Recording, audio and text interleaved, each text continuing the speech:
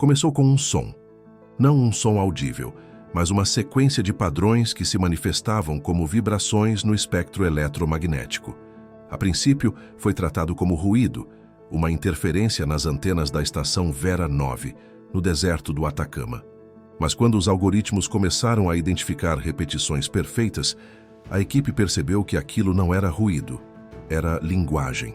Os cientistas chamaram o fenômeno de sinal D, um código binário anômalo vindo de uma região sem estrelas próximas.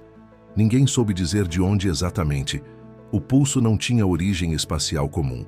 Ele parecia surgir de múltiplos pontos, como se o próprio espaço o estivesse emitindo. Durante semanas, o código foi analisado, decifrado, reinterpretado.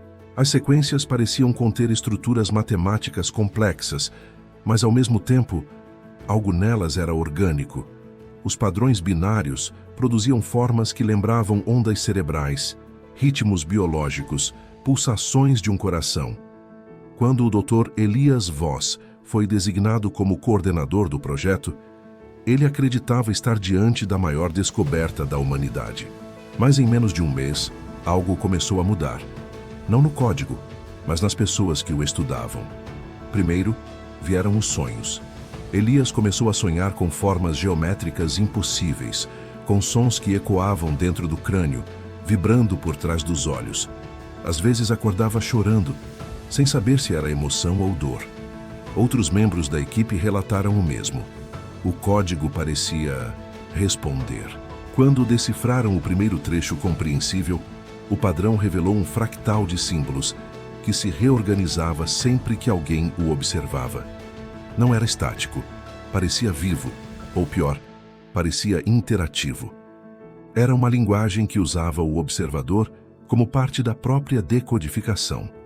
As mudanças mentais começaram sutis, lapsos de memória, perda da noção de tempo, dificuldade em distinguir som de pensamento. Elias percebeu que o sinal não apenas transmitia informação, ele reescrevia a forma como o cérebro processava a realidade. Como se o código fosse um programa, e o cérebro humano, o hardware ideal para executá-lo. A primeira morte aconteceu na sexta semana.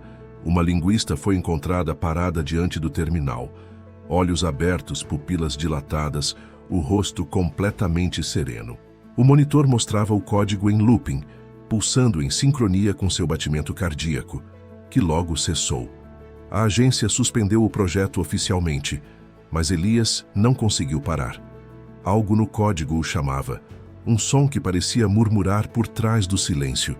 Ele isolou trechos, comparou com frequências biológicas, com padrões neuronais, e percebeu algo impossível. O sinal estava imitando a atividade elétrica do próprio cérebro dele. Era como se uma mente, ou uma consciência, estivesse tentando se comunicar através dele. Não apenas enviando dados, mas moldando o pensamento humano para que pudesse entender. Aos poucos, Elias deixou de dormir. Quando fechava os olhos, via padrões flutuando no escuro, símbolos que se moviam como partículas vivas. Eles sussurravam ideias, visões, imagens de estruturas colossais orbitando planetas mortos. E no centro dessas visões, uma voz sem som dizia: "O código não é mensagem, é convite." Elias tentou alertar o comitê científico, mas sua voz já tremia, o olhar perdido em algum ponto invisível.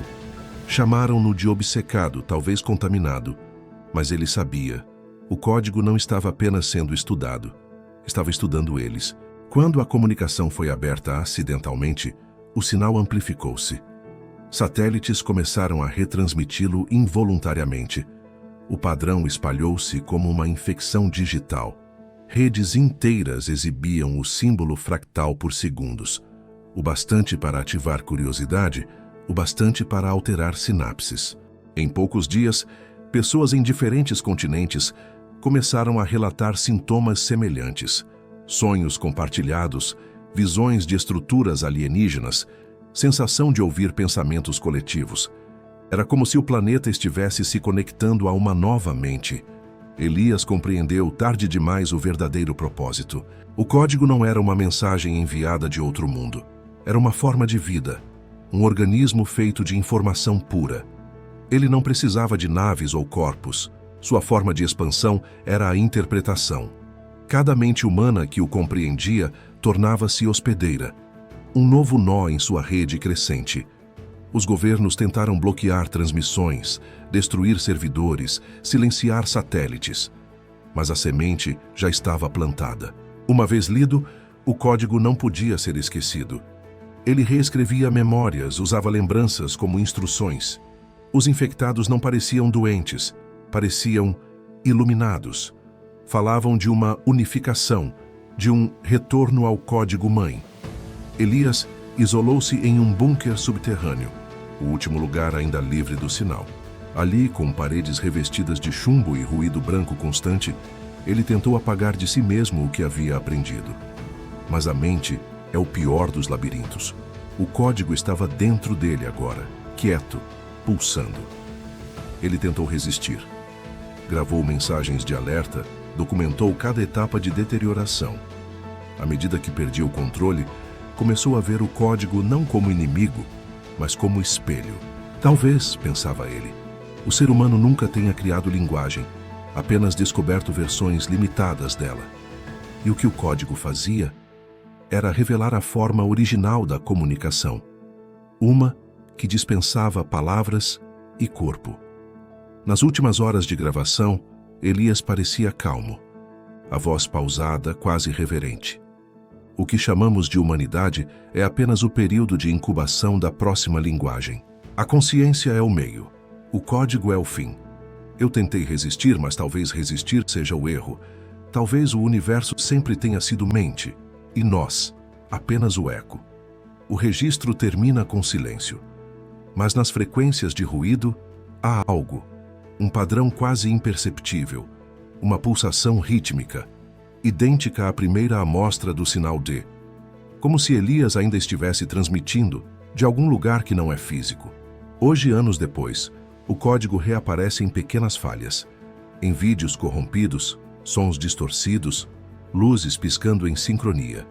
Alguns dizem que é coincidência.